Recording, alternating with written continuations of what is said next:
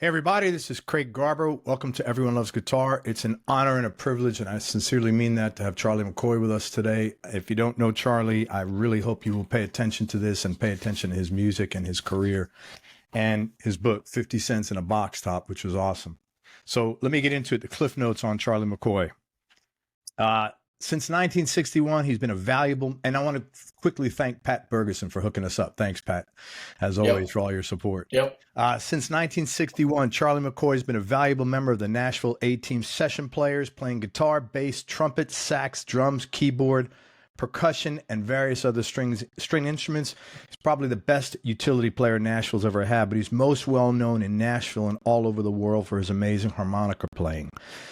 So please appreciate, this is a very abbreviated version of the highlights of Charlie's career. I'd honestly need like a week of sitting with him to get into this. He is the world's most recorded harmonica session player, in excess of 12,000. 12, that's three zeros, 12,000 sessions, country pop and rock. He's released 42 records of his own here in the States, 47. selling 47. All right, 47. There you go. Selling over 1 million units with his first 5 albums alone, when 1 million units was 1 million units. And That's right. another half dozen or more abroad.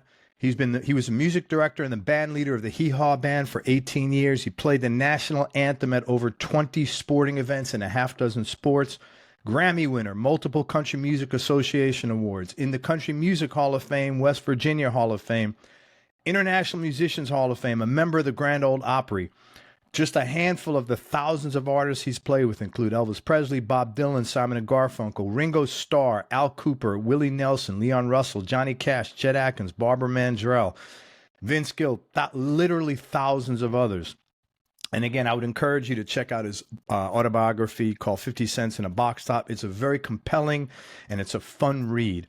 And I'll tell you, Charlie and I only had a brief conversation and some email back and forth. And I can tell you, in our brief interactions, he's an incredibly humble, respectful, kind guy, and he's a stand-up human being and a total professional.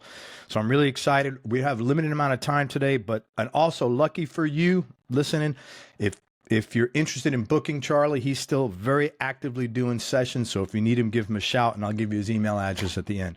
Charlie, thank you so much for your time, man. I really appreciate Hey, it. Craig, happy to be here. You're 8 years old. You see an ad in a comic book that reads, "Play harmonica in 7 days or your money back, just 50 cents in a box top," which is a very appropriate name of your book. And it changed your life. In reading through your book, you went out of your way to mention dozens of seemingly like ordinary events like this that really opened up doors you never would have crossed through, and connected you with people who also wound up changing your life, all for the better. And it seems like you pursued many of these events because you're curious and because you're open-minded. And I had a couple of questions for you about this. Where do you think that curiosity and open-mindedness came from? Because you were a very young man when you started. I don't have a clue. No, I just wanted to know. I don't have a clue. I guess, what do they say? Inquiring minds want to know. Yeah. I guess that was it. Why do you think you kept attracting these opportunities? I don't know. I think that was the beginning of me being blessed. That's for sure. And, the music business, especially, a lot of it depends on timing, who you know, what their contacts are, and who believes you have a chance. And I tell young people today, it's like bear hunting with a switch, and the bear's got the switch.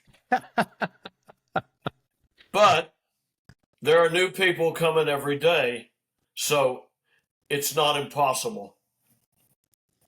Right. In 1958, Mel Tillis hears you playing guitar at an impromptu event down in Dade County Auditorium. That was 58. 58, yeah, that's what I said. At 58, Yeah. Mel Tillis hears you playing guitar at an impromptu event down in Dade County at the Auditorium. He likes what he hears. He invites you up to Nashville with the promise of getting you a record deal.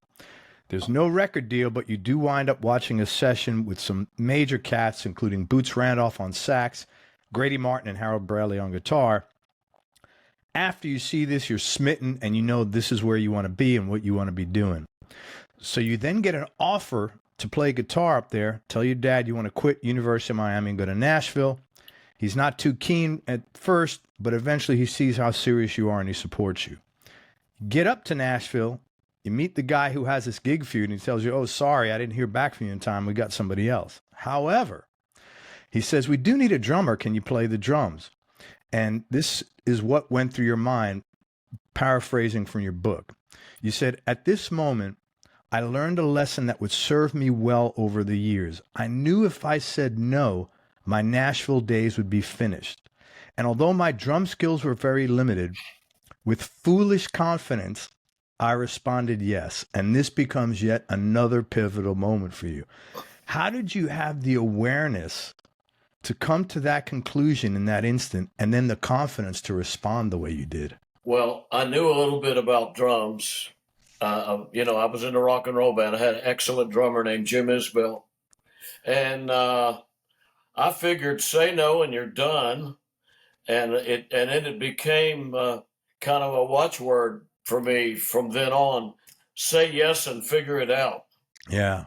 And it was pretty simple, very simple country music.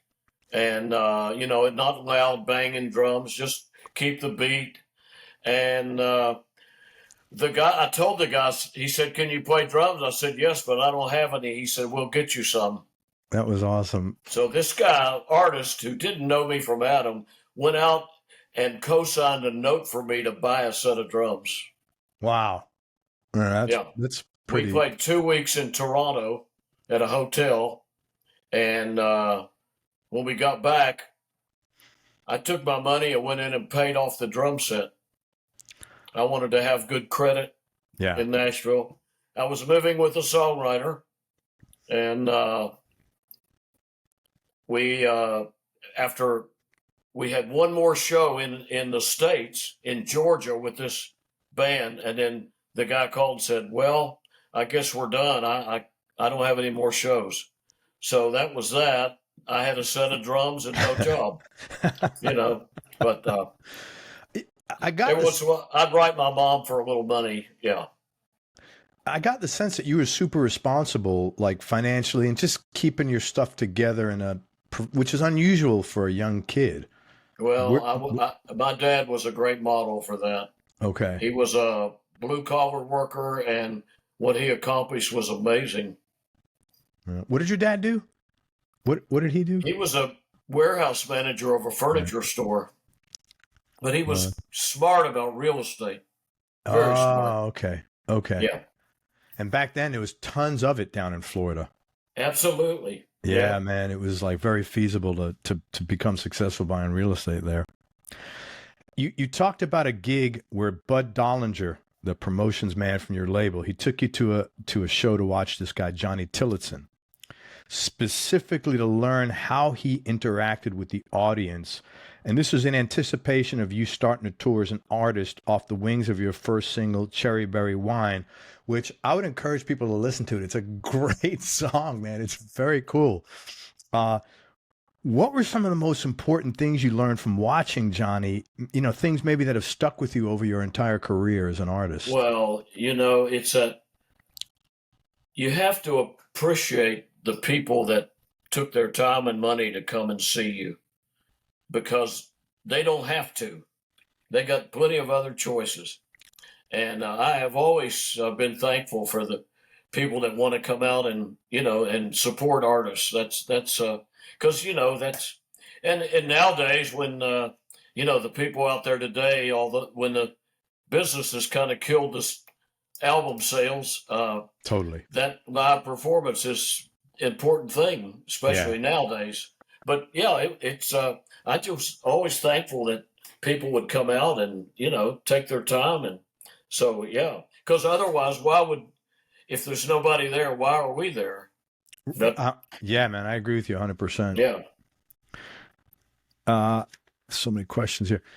So you consistently held musical positions of leadership, either as an MD, music director, or a band leader. So I had a few questions there.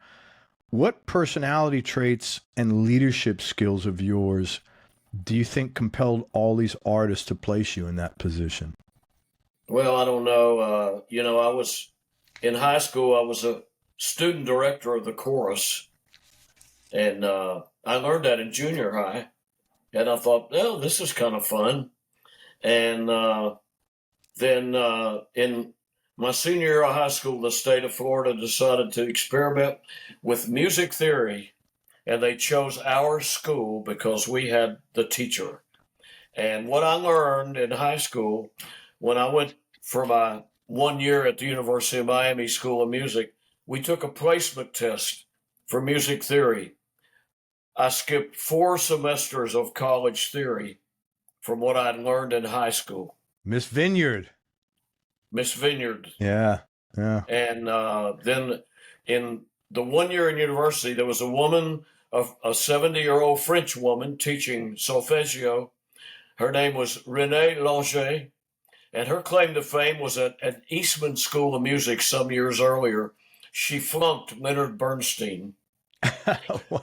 She said, I knew he was a genius and he was goofing off. Someone had to get his attention. So that was a great class, but then I didn't see the end of it because I'm off to Nashville. Sure. Sure. Attention musicians, composers, artists, and songwriters. If you have a burning desire to get involved with the current explosion of opportunities in music licensing and take your income to the next level, then you must listen to this. A new free training video has just been released, which shows you how to make your first placement in music licensing, or if you've already made some placements, but you don't have a specific system to make more placements more consistently, you'll learn how to do this as well. This free video training is called Where the Money's Hiding in the Music Business, and you can find it online at musicreboot.com. This video shows you how to create the financial stability you've always wanted and how to take advantage of the current explosion of opportunities in music licensing due to streaming and the internet. So check it out online now at musicreboot.com. So I'm still curious about these leadership skills. What do you think you brought to the table as a leader? I don't know. I think people knew I was well educated. In fact, I've heard people tell me, "You're too educated to play country music." You know? Whatever that means. But and I learned so much from the A team. I was 20 years old when they accepted me, and what an education that was. Yeah. And I just, you couldn't help but be impressed, and you're learning something every day, and the way those guys work together. Because they were doing 3 and 4 songs in 3 hours, making the record.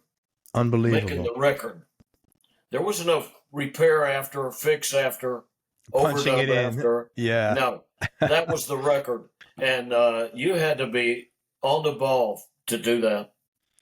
So you think you were like a sponge, just absorbing all of that and putting it all together? Absolutely. Absolutely. I was so impressed. Yeah, well, how could you not be with those guys? I want to ask you about some of your sideman gigs, and I apologize because I know you've been asked about some of these a lot. Paul Simon, you played on literally one of the greatest songs ever written, The Boxer, from Bridge Over Troubled Water album, which is actually the first album I ever got. I loved those licks you play, but until I read your book, I never knew that was a bass harmonica. I always thought, well, it's some synth thing. I never knew what it was, man. And well, someone from the record company called me about a month before the session and said, Paul Simon wants to know if you have a bass harmonica. And I said, not yet. That's a great, consistent with I play drums. Another good answer. So I got one, and I must say, the notes I played, it was his idea. Yeah. He dictated every note, and he was right. Yeah. Yeah. Tell me a funny story or a cool story about working with him and being in New York City during that pretty crazy period of time in late '68. Yeah, when Paul Simon did his first solo album, he flew me to New York to play bass harmonica on a song called Papa Hobo. And once again, he dictated every note to me.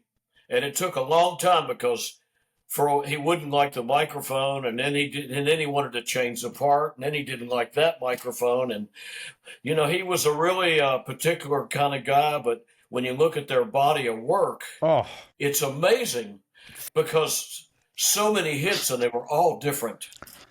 Very few phenomenal. artists do that. Yeah, one of the greatest composers ever, man, I would say, Right. in rock music or in that style for sure. Uh, Bob Dylan, 1965. You're up in New York City again. Dylan invites you to play on Highway 61 Revisited on the 11.5-minute closing track, Desolation Row. Yeah. And many people credit your fills on that track for the success of the song, and your playing on that track is really beautiful, man, especially for a guy who claims to be just average on guitar. I was the whole time I was thinking, what would Grady Martin do? Yeah, I saw that. I read that. I know. You did. Yeah. That was phenomenal, man. Those fills are just beautiful. In part because of this experience with you, Dylan then comes to Nashville. He makes Blonde on Blonde, where you played trumpet on Rainy Day Women number 12 and 35. And you also played on John Wesley Harding, Nashville Skyline, and Self Portrait. How did you get that gig? And can you tell me a cool, interesting, or funny story about working with Dylan? The gig came because the producer I had met a year earlier. He's a writer for the Elvis Presley music group. He lived in Texas, and he said, I want to come to Nashville and record some demos. I want to get my songs in Elvis movies. So he said, will you be my session leader? And I said, sure. So he came up and we did about 3 demo sessions over time. And the songs that he didn't get in the movies, he pitched them to regular record labels, Yeah. So he was at Columbia Records in New York, and the head of A&R said, boy, these are great. Where did you make these recordings? And he said, Nashville. And then he opened the door for him. He said, did you produce these? And he said, yes. He said, you think you'd like to be a record producer? Yes. Well, we have an artist on the last session of her contract, and if nothing happens, we're going to drop her. He said, what's her name? Patti Page. So he was given permission to do a session on Patti Page. And using his connection with Elvis Presley group, he found a movie that needed a theme song recorded. Oh, wow. He calls me up. Hire the band. I'm bringing Patti Page to Nashville. What? Patti Page? And we did Hush, Hush, Sweet Charlotte. Wow. And so now they think, boy, we got a guy here now. You want to record Dylan? Yes. That's when he did the Highway 61.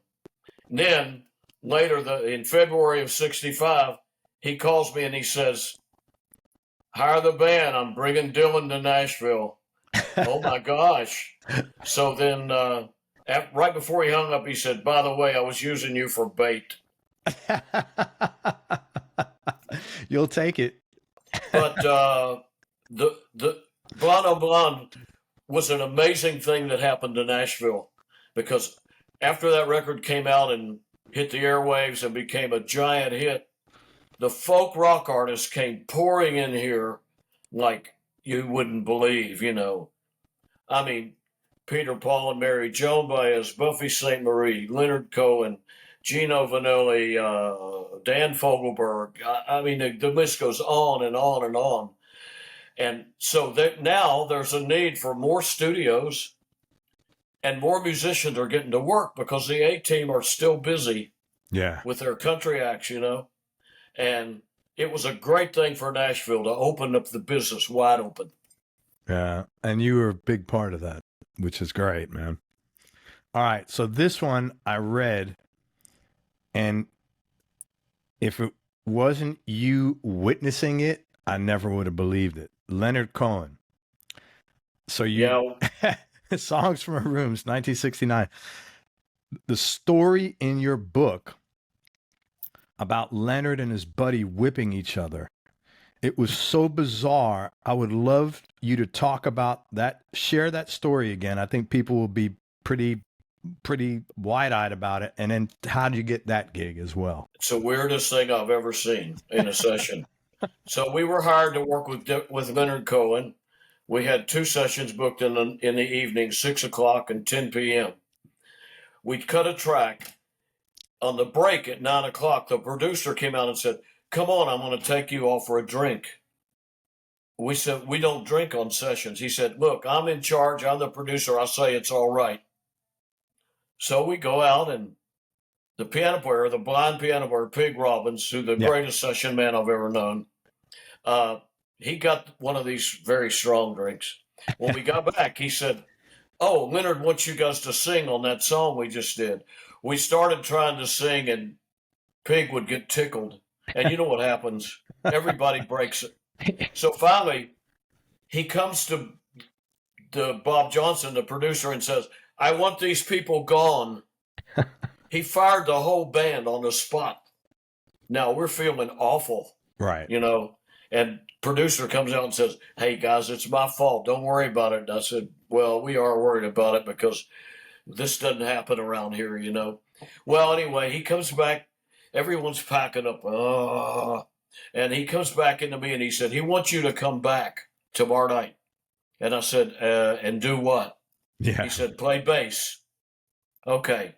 So I go back. I walk in. All the lights are out in the studio except for one candle. And I almost trip over a divider coming in because I've got a bass case and a harmonica case. So I go in, I let my eyes adjust, and then I go in and hook up my bass and go in the control room. And they're in there listening to Leonard running this song. And this guy named Zimmerman, who I found out later was a banker from Toronto, he had come with Leonard, and his passion was playing the Jew's harp. And he had a big bag full of Jew's harps, all different sizes. And so Bob Johnson said to me, "Listen to this song. When he's ready to record it, we're going to record it." So I'm sitting there learning the song, and all of a sudden Zimmerman jumps up and shouts, "Oh my God, I feel like playing." And he takes off into the studio, and Johnson looks around and said, "I guess they're ready." So I go out and I get my bass, and we start playing this song. About 20 seconds in, Leonard messes up. We start over. He messes up. We start over. This has happened about 9 or 10 times, and then finally he says, "Well, Zim, I guess it's time." Puts his guitar down, opens up this case, and pulls out a whip. Like a cattle whip? Yes. He hands the whip to Leonard and turns his back. Leonard, the Jew's harp player. Yeah. And turns his back. And he hits him 4 or 5 times. Then he hands it to him and he turns his back. And he hits him 4 or 5 times. And then he starts beating himself, shouting, "Out, devil!" And then he looked me right in the eye. My position had changed from this to this. He's not going to hit me with that whip. Yeah, man. And he said, "How about you?" And I said, "I don't know about you, but I played the heck out of my part." Yeah, man. Well, okay. That was it. Then we started recording again. But the sad part of it is no one is left alive to collaborate my story. That was really creepy, right? It must have been Absolutely. incredibly weird. Too strange, yeah. Wow. Have you ever looked that up? I have to look that up on the internet now. I was like, is that a known thing that he did, or? No. How weird is that? I mean, I don't know. I didn't know that much about him. I know he was from Canada, and he did have that one great song. Oh yeah. Yeah. Yeah. Yeah. Wow, that is so strange, man. Was this in New York as well? No, Nashville. Wow. Same studio where we worked with Dylan and Simon and Garfunkel. Yeah. Wow, that is the most bizarre thing I've heard from a studio. Yep. Yes. Wow. You've had a phenomenal solo career over in Europe and all over the world, for that matter, for the last 40 plus years. It seems, just my perception, it seems like people outside the States are much more welcoming and appreciative of good music, where here in the States, acceptance tends to kind of ebb and flow and be a little more celebrity driven. And I was curious if you agree with that or not. And if so, why do you think that is? I never thought about that, but I think you're probably right. I think too is that here they have so much more music going on everywhere all the time, and in Europe it's not quite like that. And I found that I played in over 200 cities in Europe, some of them more than once, and I loved it over there. I had a great band, 3 Dutch guys and 2 French guys. Boy, those dogs could hunt. I like that And expression. I've heard you in an interview yeah, say and that. then Yeah. later I got into the Czech Republic, into bluegrass, and those acoustic musicians in the Czech Republic were fantastic, just fantastic. So that, and so I really liked it. I learned to speak French with a 6-year-old, and I can speak Danish with a 3-year-old. And I've also been to Japan 19 times. Yeah. People ask me if I can speak Japanese, and I said, "Oh yeah, Toyota, Honda, Nissan." All the people that I went to work with in Japan wanted to speak English. Yeah. Yeah, so That's interesting. Just out of curiosity, tell me your top 3 Desert Island discs in no particular order and just for now, like your top 3 favorite albums, just for now, because obviously that changes all the time. that I played on. No, You're talking. just that you like to listen to. Oh, I like the best of Little Walter. Yeah. Look of Love, Diana Krall, and I don't know. It's hard to say. I love to hear Orbison stuff. Yeah. His writing was so different In what from way? anything that had ever come to Nashville. Like song like "Running Scared," it's almost like an opera. It starts tiny and it builds to a big climax. Most songs here we have a verse, a chorus, a bridge, something like that. But and his vocals were so dynamic. But when he would talk to you, you could barely hear him. Yeah, I read Soft that. spoken, Yeah, I was very soft surprised to spoken. hear that. Yeah. But You played what a on his voice. first record, didn't you?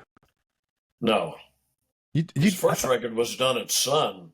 Oh, what record did you play with him? I don't know how that question. Candyman. Candyman. Yeah, and this is what I had a question about. You made $49 then. That was Yeah. your first Nashville session, which is equivalent to like over $500 today.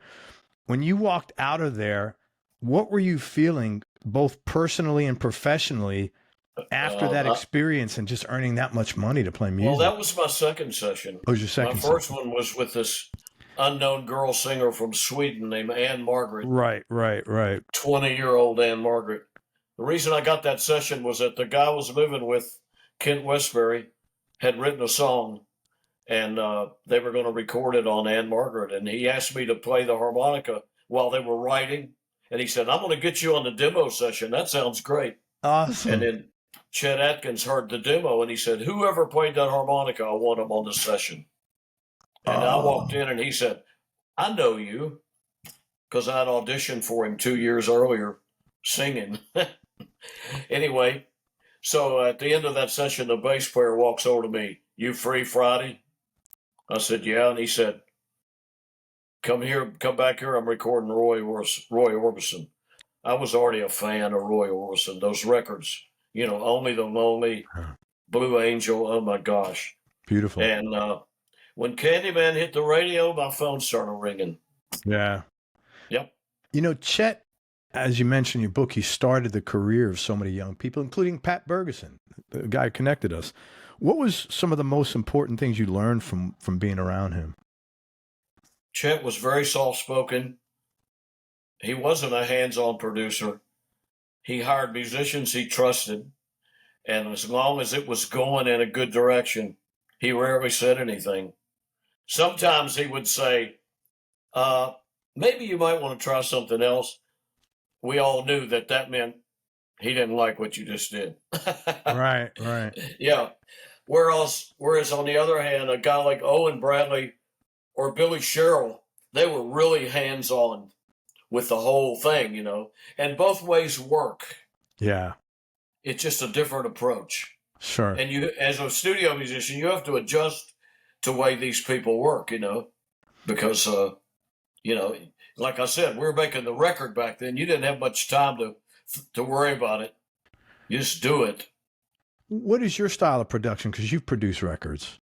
Well, I'm the same way. When I, you know, I've produced all my own albums, Mm. all my own records, and I'm the same way. I get number one, I know all the musicians, and I've used so many different musicians. It's unbelievable because I like there's so much talent here. Yeah, I want to incorporate it, you know. And okay, I might have an idea, but what we generally do, we tell them where in the song to play, but not what. sure. And we leave that up to them. Most of the great musicians, they play something great because it's what they do. And that's why they get the work. Yeah, yeah. Charlie, what are the most important lessons you've learned from getting older? From, Getting older. uh, you know, life is a precious thing and you have to work at it. I walk 3 miles every day. I've been doing it for 29 years. I've already been out and done it this morning. Yeah, And it's done a lot for me. It helped my cholesterol. Uh, I weigh less than I did 40 years ago. that's awesome. And I love to do it. I just, if I'm trying to write a song, I can really think out there, you know, by myself walking. And that and 16 years ago, I was bitten by an angry tick, and I'm allergic to beef and pork. Oh, wow. So I only eat, you know, things that lay eggs and swim, Sure. you know, like alligator, snake. No, no. You know, chicken, turkey, duck, Sure. Fish. fish, Yeah, crab, clam, lobster, shrimp. yeah. You know, that kind of thing. And when Right. I winter in Florida, of course, the seafood is amazing Of there. course. Yeah, man. Yeah. Yeah. You know, it's interesting you mentioned about walking. I heard something on online a while ago, and I think it said you don't stop moving because you get old. You That's get right. old because you stop moving. People ask, I had a guy ask me in the Czech Republic one time. He said, we were doing signing after the show, and he said, "You mind if I ask you a question?" I said, "No." And he said, "How old are you?" Because I always finish my shows with a very fast up-tempo Orange Blossom special. Orange Blossom. Yeah, man, you And- play and, that like nobody. That and, is sorry. It's I just told him, amazing. I said, well, I'm 75. He said, "How do you do that?" I said, three secrets. I walk 5 kilometers every day, you know, equivalent of miles. I play a lot of harmonica, and I drink a lot of French wine. Those ain't too bad. Question about your folks. Your parents split up when you were young, but you spent a lot of time with both of them, and they both clearly encouraged and supported you in your music. Your mom's journey was incredibly impressive, and she was really clearly a very driven and loving woman. I would love to hear your take on what the most important things you learned from your mom and your dad were. Yeah, for her to, you know, they split up and my dad moved to Florida. And for her to think so much for my welfare that she was willing to work out a deal to have me out of their picture for 9 months every year that says mountains for her, you Oh, know, God, yeah. that, and I think, I think my dad was he was a little, but we figured it all out and it worked so great. I got to know them each one on one. And I realized that after it was all, there was no way those two could live together.